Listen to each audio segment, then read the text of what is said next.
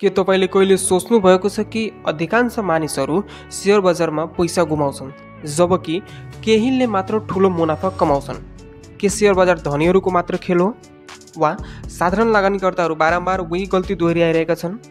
केही मिनट मलाई साथ दिनुहोस् किनकि हामी ती वास्तविक कारणहरू पत्ता लगाउँदैछौँ जसले साधारण लगानीकर्ताहरू असफल हुन्छन् र अझै महत्त्वपूर्ण कुरा तपाईँ कसरी यी गल्तीहरूबाट बच्न सक्नुहुन्छ भन्ने विषयवस्तुमा आजको हामी भिडियो कुराकानी गर्नेछौँ। सर्वप्रथम एक नम्बरमा ज्ञान र अनुभवको अभाव हुनु। धेरै लगानीकर्ताहरू शेयर बजारमा आवश्यक ज्ञान बिना नै प्रवेश गर्छन्। उनीहरू समाचार, हेडलाइन, सामाजिक सञ्जाल, ट्रेन्ड वा साथीहरूको सल्लाहमा भर पर्छन् तर कम्पनीको आधारभूत पक्ष बुझ्दैनन्। सफल लगानीको लागि अनुसन्धान आवश्यक छ किनकि कम्पनीको वित्तीय रिपोर्टहरू अध्ययन गर्ने, उद्योग प्रविधिहरू बुझ्ने र आर्थिक सूचकहरूमा पनि ध्यान दिने। जस्तै वारेन बफेटलाई लिउँ, उहाँले कुनै पनि लगानी गर्नु अघि घन्टौँ वित्तीय रिपोर्टहरू पढ्नुहुन्छ तर अधिकांश मानिसहरू यस्तो धैर्यता हुँदैन जसले गर्दा उनीहरू नबुझेका शेयरमा पैसा लगाउँछन्। त्यस्तै 2 नम्बरमा रहेको छ भावनात्मक लगानी यानि कि डर र लोभ हुनु। शेयर बजार एउटा रोलर कोस्टर हो र भावनाहरू लगानीकर्ताको सबभन्दा ठुलो दुश्मन हुन्। जब शेयर मूल्य बढ्छ मानिसहरू गुमाउने डरले हतारमा किन्छन् र जब मूल्य घट्छ डरले ग्रस्त भएर हतारमा बेच्छन्। यो लोभ र डरको चक्रले मानिसहरूले महँगो मूल्यमा किन्ने र सस्तो मूल्यमा बेच्ने बनाउँछ जुन स्मार्ट लगानीको ठिक्क उल्टो हो। सफल लगानीकर्ताहरू भने यी भावनात्मक निर्णयहरू नगरी आफ्नो रणनीतिमा स्थिर रहन्छ र दीर्घकालीन सोच राख्दछन्। त्यस्तै 3 मा रहेको छ छोटो अवधिको सोच यानि कि छिटो धनी बन्ने ट्र्याप। धेरै मानिसहरू शेयर बजारमा छिटो पैसा कमाउने आशामा आउँछन्। उनीहरू छोटो अवधिको व्यापारिक सरसल्लाह पछ्याउँछन्, सट्टेबाजी जस्तो कारोबार गर्छन् वा अनुभव बिना नै ट्रेडिङ सुरु गर्छन्। तर यथार्थ के हो भने 90% भन्दा बढी व्यापारीहरू लामो समयसम्म पैसा गुमाउँछन् जबकि व्यावसायिक व्यापारीहरूसँग उन्नत प्रविधि र अनुभव हुन्छ। सामान्य लगानीकर्ताहरू प्राय जुवा खेलिरहेको जस्तै हुन्छ। यसको साटो ठोस कम्पनीहरूमा लगानी गरेर वर्षौंसम्म होल्ड गर्नु दीर्घकालीन रूपमा धेरै फाइदाजनक देखिएको छ। त्यस्तै 4 नम्बर भइरहेको छ बजार हेरफेर यानि कि ठुला खेलाडीहरूको फाइदा। सामान्य लगानीकर्ताहरूले बिर्सिन्छन् कि शेयर बजारलाई संस्थागत लगानीकर्ताहरूले हेज फन्ड, ठुला फन्ड र उच्च गति व्यापारिक प्रविधिहरूले नियन्त्रण गर्छन्।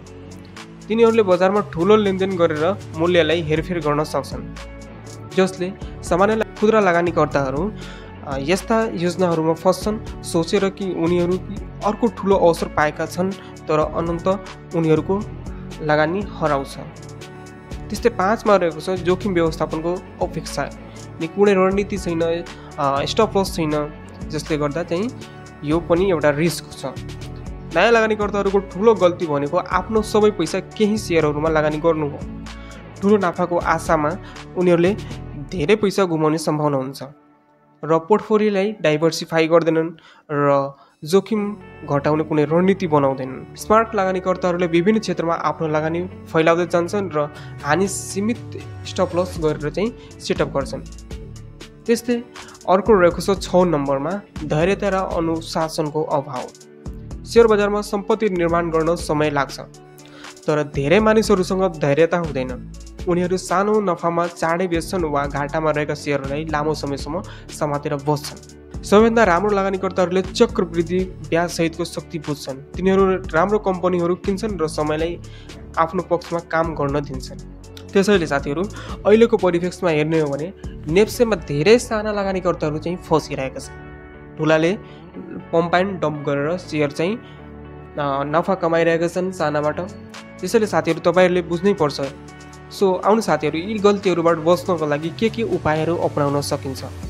सुरुमा लगानी गर्नु अघि ज्ञान आर्जन गर्नुहोस्, टेक्निकल एन्ड फन्डामेन्टल एनालाइसिस गर्नुहोस्, डर र लोभलाई नियन्त्रण गर्नुहोस् यानि कि भावनात्मक निर्णय नगर्नुहोस्, दीर्घकालीन सोच राख्नुहोस्, मजबुत कम्पनीहरूमा लगानी गरी वर्षसम्म होल्ड गर्नुहोस्, जोखिम कम गर्न पोर्टफोलियो डाइभर्सिफाई गर्नुहोस् साथीहरू, स्पष्ट रणनीति अपनाउनुहोस् र स्टप लस सेट गर्नुहोस् र उचित समयमा नाफा चाहिँ बुक गर्नु यानि कि प्रॉफिट बुकिङ समयमै गर्नुहोस्।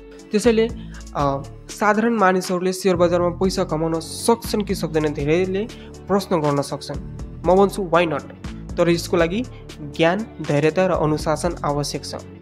अधिकांश मानिसहरू असफल हुन्छन् किनकि उनीहरूले गलत तरिकाले लगानी गर्छन्। तपाईँहरू पनि यी गल्तीहरूबाट सिक्न सक्नुहुन्छ र स्मार्ट रणनीति अपनाउन सक्नुहुन्छ भने तपाईँ पनि दीर्घकालीन रूपमा सम्पत्ति निर्माण गर्न सक्नुहुन्छ। सो साथीहरू, यदि तपाईँलाई यो भिडियो उपयोगी लाग्यो भने लाइक, सब्सक्राइब र बेल आइकन थिच्न नबिर्स्नुहोला।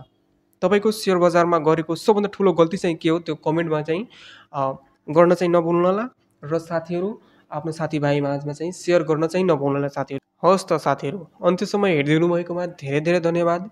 अब हामी चाहिँ अर्को भिडियोमा भेट गर्नेछौँ। So keep watching.